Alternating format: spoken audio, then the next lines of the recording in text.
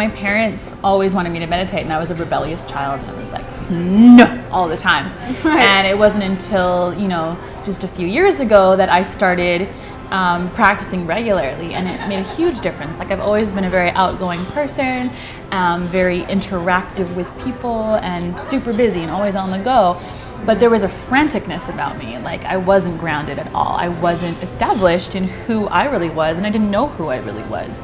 And being able to take those 20 minutes twice daily really allowed me to start, you know, contacting my true source. Yeah. Cool.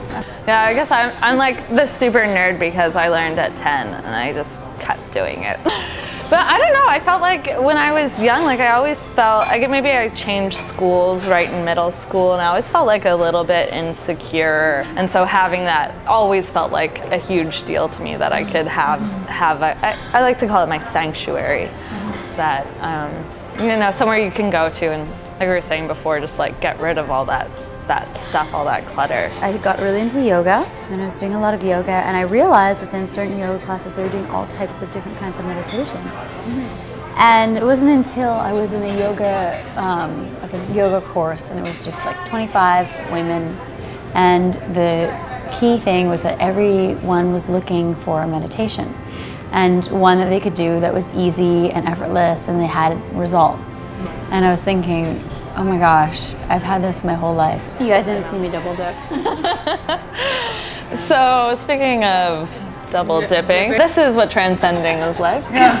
This great quote I saw from Maharishi was like, the point of transcendental meditation isn't to transcend and just go beyond, it's to come out and drag the transcending out of itself, to bring all of that total potential of consciousness out, and that energy, that intelligence, all that stuff that's hidden within ourselves, to bring that out so we can eat it. So we can eat it.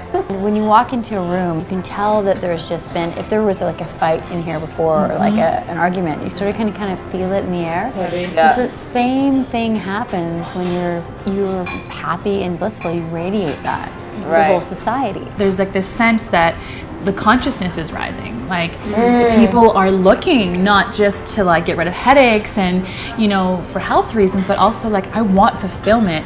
I want everything that life has to offer. Maharishi says a green forest is only green because the individual trees in the forest are green.